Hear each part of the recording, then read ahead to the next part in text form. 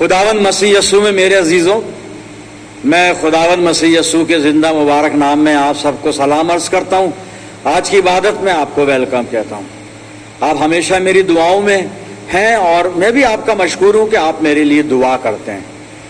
प्रियजनों, आने वाले इतवार को यूट्यूब पर आपसे भेंट नहीं हो पाएगी और उसके बाद खुदावंद की पाक मर्जी हुई तो हम फिर दोबारा यूट्यूब पर मिलेंगे। आज जो परमेश्वर ने हमें अवसर दिया आज की आराधना में आने का, हम उसका धन्यवाद करते हैं। इस मुबारक दिन के लिए उसके शुक्रगुजार हैं। और जो कलाम का हिस्सा जो हमारे मनन के लिए है, मत्ती रचित सुसमाचार 22 अध्याय और 1 से 6 पद मैं आपके सामने पढ़ रहा हूं। इस पर यीशु फिर उनसे दृष्टांतों में कहने लगा, स्वर्ग का राज्य उस राजा के समान है जिसने अपने पुत्र का ब्याह किया और उसने अपने दासों को भेजा कि नेवताहारियों को ब्याह के भोज में बुलाए, परंतु उन्होंने आना ना चाहा।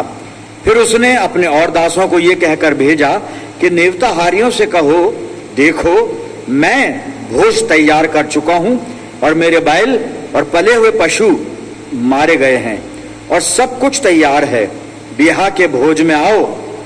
परंतु वो बेपरवाही करके चल दिए, कोई अपने खेत को, कोई अपने व्यापार को। औरों ने जो बच रहे थे उसके दासों को पकड़कर उनका अनादर किया और मार डाला। खुदावंद की बरकत उसके पाक कलाम के पढ़े जाने पर, सुने जाने पर हो, आमीन। आइए दुआ करें।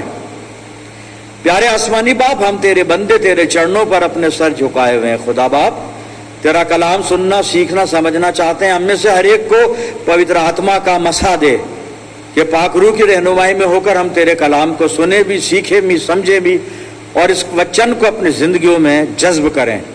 परमपिता परमेश्वर, हमारे चारों तरफ अपने पाक फरिश्तों की सेना का बाड़ा बांधना कि शैतान कहीं से भी हमें दखल ना दे सके।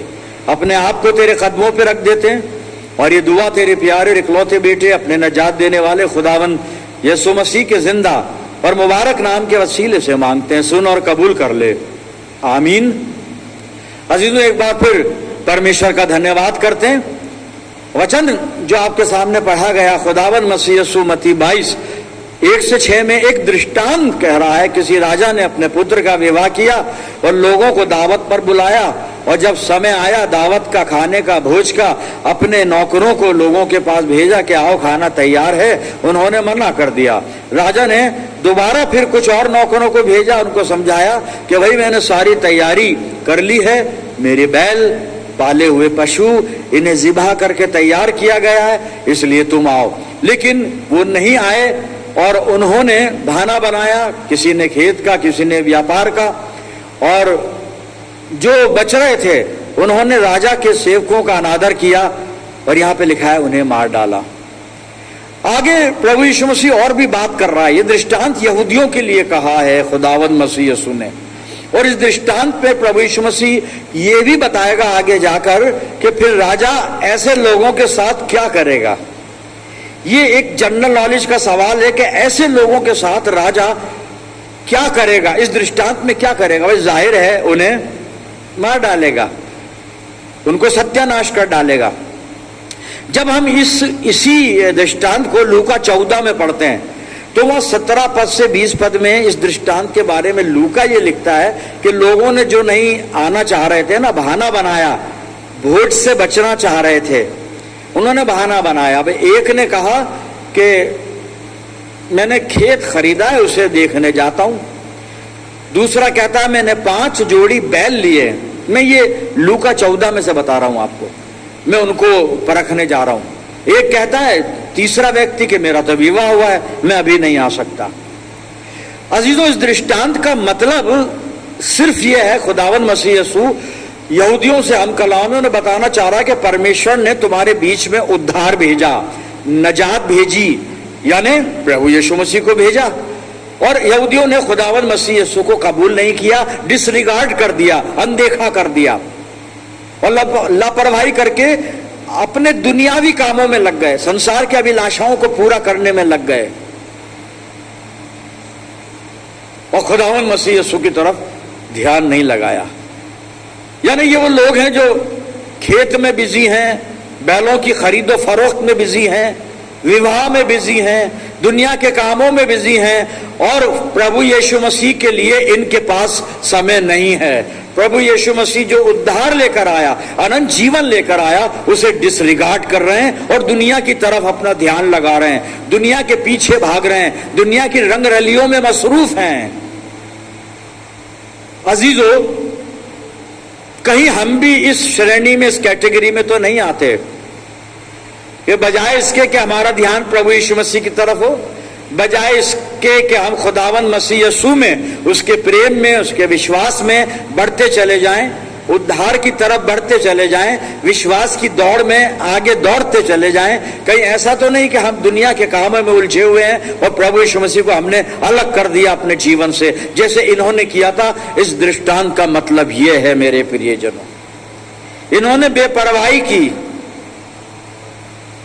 इंसान दुनियादारी में लिप्त हो जाता है, हम कई बार दुनियादारी में लिप्त हो जाते हैं, यीशु मसीह को भूल जाते हैं, उसकी संगति से दूर हट जाते हैं सर। और होता यह है कि इस दुनिया की आवाज में खुदावन मसीह यीशु की मीठी धीमी आवाज दब जाती है और हम दुनिया के शोर में खो जाते हैं, भटक जाते हैं और उसका अंजाम यह है हलाकत, नाश होना। और ये कलाम मुझे और आपको नाश होने से बचाना चाहता है और उसके लिए करना क्या है? यही करना है कि दुनियादारी से अपना ध्यान हटाकर यीशु मसीह की तरफ लगाना है। दुनियादारी की बातें, अब खेत खरीदना, खरीदा किसी ने, अनाज, बैल खरीदे, संपत्ति, दो ही चीजें हैं जो हमें आकर्षित करती हैं, एक तो खाना, रोटी, भोजन, एक संपत्ति, उसमें सब आ गया। और इन दो चीजों के पीछे भाग भाग के हम प्रभु यीशु मसीह से दूर हो जाते हैं और मौत के नजदीक हो जाते हैं मेरे अजीजों। लेकिन कलाम ये बताता है कि ये दोनों चीजें जिसके पीछे हम भागकर अनंत जीवन से हाथ धो लेते हैं, ये दोनों चीजें खुदा बाप दे सकता है, दे सकता है। जी, एक हवाला मैं पढ़ने जा रहा हूं और मैंने अब उत्पत्ति की पुस्तक 42 अध्याय खोला है और इसके 1 और 2 पद को पढ़ता हूं। सुनिए आप, हालात क्या है। जब याकूब ने सुना कि मिस्र में अन्न है, तब उसने अपने पुत्रों से कहा, तुम एक दूसरे का मुंह क्यों देख रहे हो? याकूब अपने परिवार, अपने कुटुंब के साथ कनान में है और अकाल पड़ गया, अकाल पड़ गया। यूसुफ इसका 11वां बेटा मिस्र में चला गया, बेचा जा चुका है, खुदा ने उसको वहां का प्रधानमंत्री बना दिया, वो हाकिम है, मिस्र का मालिक है साहब, राजा के बाद वही सब कुछ है, वचन बता रहा है। और मिस्र में अनाज है, सब जगह अकाल है, मिस्र में अनाज है। तब याकूब अपने बेटों से कह रहा है कि जाओ अनाज लेकर आओ। पहला पद मैंने पूरा किया था, अब दूसरा पद सुनिए। फिर उसने कहा, मैंने सुना है कि मिस्र में अन्न है, इसलिए तुम लोग वहां जाकर हमारे लिए अन्न मोल ले आओ, जिससे हम ना मरें वरन जीवित रहें। याकूब, अन्न खाकर कोई कितने दिन जीवित रह सकता है? 60 साल, 80 साल, 90 साल, 100 साल, 110 साल, 120 साल। देन ये मैं ज्यादा बता गया, इतना होता नहीं है, लेकिन मान लेते हैं, मान लेते हैं। उसके बाद जिंदगी अन्न से नहीं है, जिंदगी अनाज से नहीं है, जिंदगी खुदा की तरफ से है। और अनाज हमारी मेहनत से नहीं, खुदा की तरफ से हमें मैसर होता है, मिलता है, हमें प्राप्त होता है। मैं पढ़ूंगा नहीं, एक हवाला बताया देता हूं, आप बाद में स्टडी कीजिएगा। पहला राजा 17 अध्याय, और यहां पर भी काल पड़ा हुआ है और परमेश्वर का जन है एलिया संकट की स्थिति में है और जाकर करीत के नाले में छुप गया। अकाल है, चार खाना नहीं है, कुछ नहीं है। खुदा ने कहा इस नाले में रहे, नाले का साफ पानी है वो तू पी। खाने के लिए खुदा ने कहा मैंने कौवों को हुक्म दिया है तेरे लिए खाना लाएंगे। ऐसा खुदा है हमारा साहब। अन्न, अकाल पड़ा हुआ है, अन्न कहीं नहीं है, कौवे इसके लिए खाना लाएंगे। और पहला राजा और 17 अध्याय 6 पद में लिखा है, कौवे एलिया के लिए सुबह और शाम रोटी और गोश्त लाया करते थे। कहां अन्न ढूंढने जा रहे हैं हम, कहां हम वो फानी जिंदगी, नाशवान जीवन की तलाश कर रहे हैं। हकीकी जिंदगी, अनंत जीवन प्रभु यीशु मसीह के पास है। हम यहां आ जाएं मेरे अजीजों, यहां आ जाएं। अनाज, एलिया को रोटी मिल रही है, गोश्त मिल रहा है, सारा मुल्क अन्न के दाने के लिए तड़प रहा है, तरस रहा है, लेकिन खुदा का बंदा शेर है। क्यों शेर है? खुदा की संगति में है। हमें अगर शेर और आसूदगी चाहिए तो मेरा जीवन परमेश्वर की शरण में आ जाइए। खुदावन मसीह यीशु को पूरी तरह अपनी जिंदगी कमिट कर दीजिए। नॉट संडे के संडे, ओकेजनली नहीं। हम ओकेजन पर आते हैं। लेंट सीजन 40 दिन बड़े सीरियस हो गए, दुआ में जा रहे हैं रोज। अरे भाई, जिंदगी भर की बात है, टोटल लाइफ का कमिटमेंट है।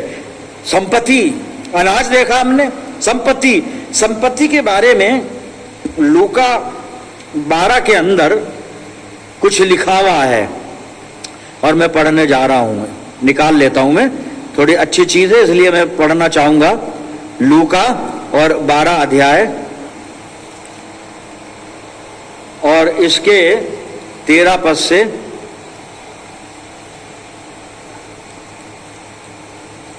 13 पद से मैं पढ़ूंगा। लूका 12 और 13 पद से यहां पे कुछ लिखा हुआ है। यहां पे लूका 12 और 13 पद। फिर भीड़ में से एक ने उससे कहा, हे गुरु, मेरे भाई से कहे कि पिता की संपत्ति मुझे बांट दे। उसने उससे कहा, है मनुष्य, किसने मुझे तुम्हारा न्यायी या बांटने वाला नियुक्त किया है? और उसने उनसे कहा, लोगों से कह रहा है यीशु मसीह, चौकस रहो, हर प्रकार के लोभ से अपने आप को बचाए रखो, क्योंकि किसी का जीवन उसकी संपत्ति की बहुतायत से नहीं होता। जिंदगी संपत्ति पे डिपेंड नहीं करती, जीवन परमेश्वर की तरफ से है। और आगे 16 पद से अगर हम पढ़ें, यहीं पर यीशु मसीह ने एक दृष्टांत का, किसी व्यक्ति के बहुत फसल हुई, उसने अपने स्टोरेज बड़े करवा लिए, फसल उसमें भर ली, साल 2 साल 3 साल की, और अपने आप से बात करता है, मेरे मन, हे मेरे प्राण, खा पी खुश रहे। लेकिन वहां पे यीशु मसीह दृष्टांत में कहता है, उसी रात परमेश्वर ने कहा, बेवकूफ, क्या खाएगा क्या पिएगा? आज ही रात तेरा प्राण तुझसे ले लिया जाएगा। मेरे अजीजों, संपत्ति, यहूदियों ने धन संपत्ति, खेत बैल वगैरह, दुनिया के काम, दुनियादारी, इसमें लिप्त होकर उद्धार को, यीशु मसीह को, अनंत जीवन को रिजेक्ट कर दिया, डिसरिगार्ड कर दिया। कहीं मैं तो नहीं कर रहा हूं ऐसा अपने जिंदगी में कि दुनिया के पीछे चलते चलते या दुनिया के झमेले में उलझकर, दुनिया के मेले में खोकर, दुनियादारी में उलझकर, लिप्त होकर अपने प्रभु को भूल कर बैठा हुआ हूं। जहां पर जिंदगी है, जहां पर जिंदगी का सुकून है, जहां पर इत्मीनान है, बरकतें हैं, अपनी जिंदगी को देख लूं मैं मेरे अजीज। अपने जीवन को टटोलना होगा हमको। आज हमारा ध्यान किधर है? क्योंकि यीशु मसीह नजात लेकर आया। बात नजात की कर रहे हैं हम। नजात की तरफ ध्यान है हमारा या दुनिया की तरफ जो मिटा देगी हमें और खुद भी मिट जाएगी? दुनियादारी मिटने वाली चीजें, नजात हमेशा की जिंदगी, खुदावंद मसीह यीशु की संगति। क्या चॉइस है आज हमारे सामने अजीजों? पौलुस फिलिप्पियों 1:21 में कहता, जिंदा रहना मेरे लिए मसीह है, मर जाना मेरे लिए लाभ है। जिंदा हूं तो यीशु मसीह के लिए, और अगर मरता हूं तो प्रभु यीशु मसीह के लिए। उद्देश्य एक ही है उसका, यीशु मसीह। मेरा क्या उद्देश्य है? दुनियादारी या यीशु मसीह? यीशु मसीह मतलब उद्धार, नजात, हमेशा की जिंदगी। आज कहां पर खड़ा हूं मैं? मेरे कदम किधर हैं? हलाकत की तरफ, नाश होने की तरफ, या फिर हमेशा की जिंदगी की तरफ जहां अनंत जीवन मिलता है? प्रियजन, एक वार्निंग है। इब्रानियों 2 अध्याय 2 और 3 पद। मैं पढ़ देता हूं, सुनिएगा नजात के बारे में वार्निंग। लिखने वाला क्या लिखता है, इब्रानियों 2 और 3 पद। क्योंकि जो वचन स्वर्गदूतों के द्वारा कहा गया था, जब वो स्थिर रहा और हर एक अपराध और आज्ञा न मानने का ठीक ठीक बदला मिला, तो तीसरा पद है, तो हम लोग ऐसे बड़े उद्धार से निश्चिंत रहकर क्यों कर बच सकते हैं, जिसकी चर्चा पहल प्रभु के द्वारा हुई और सुनने वालों के द्वारा हमें निश्चय हुआ। ऐसे बड़े उद्धार से रहकर हम कैसे बच सकते हैं? नहीं बचेंगे। इसलिए उद्धार की तरफ ध्यान लगा लें, मतलब यीशु मसीह की तरफ ध्यान लगा लें। आखिरी हवाला, फिर उसके बाद दुआ करेंगे। अब करना क्या है? फिलिप्पियों की पत्री के बाद आते हैं हम कुलस्सियों की पत्री में। करना क्या है? कुलस्सियों की पत्री 3 अध्याय, कुलस्सियों 3 और 1 से 3 पद सुन लीजिए। ये करना है हमें। सो जब तुम मसीह के साथ जिलाए गए तो स्वर्गीय वस्तुओं की खोज में रहो, जहां मसीह वर्तमान है और परमेश्वर के दाहिनी ओर बैठा है। दूसरा पद, पृथ्वी पर की नहीं परंतु स्वर्गीय वस्तुओं पर ध्यान लगाओ। तीसरा पद, क्योंकि तुम तो मर गए और तुम्हारा जीवन मसीह के साथ परमेश्वर में छिपा हुआ है, इसलिए पृथ्वी पर की नहीं स्वर्गीय वस्तुओं पर ध्यान लगाओ। हमारा ध्यान स्वर्गीय वस्तुओं पर हो मेरे प्रिय जनों। आमीन। आइए दुआ करें। प्यारे आसमानी बाप, धन्यवाद करते हैं जिंदा मुबारक कलाम के लिए, जो हमें हमेशा की जिंदगी की बातें सिखाता है और बताता है। प्रभु जी, हम में से हर एक को पवित्र आत्मा से परिपूर्ण कर कि हम इस अनंत जीवन को धर लें और उस ताज के योग्य बन जाएं जो परमेश्वर अपने विश्वासियों को समय आने पर प्रभु यीशु मसीह के वसीले से वो मुकुट प्रदान करेगा। खुदा बाप, जितने लोग मेरे साथ दुआ में हैं, इन सब अजीजों पर तेरी शफकत, रहमत, बरकत का साया हमेशा बना रहे। पिता परमेश्वर, हम सब मिलकर पूरे आलम के लिए दुआएं खैर करते हैं। आसमानी बाप, अपनी जिंदगियों को तेरे हवाले करते हैं और ये दुआ तेरे प्यारे इकलौते बेटे और अपने नजात देने वाले खुदावन यीशु मसीह के जिंदा और मुबारक नाम के वसीले से मांगते हैं। सुन और कबूल कर ले। आमीन। अब हमारे प्रभु यीशु मसीह का अनुग्रह, पिता परमेश्वर का प्रेम, पवित्र आत्मा की सहभागिता हम में से हर एक के साथ, समस्त विश्वासियों के साथ, हमारी सब कलीसियाओं के साथ अब से लेकर हमेशा तक होती रहे। आमीन।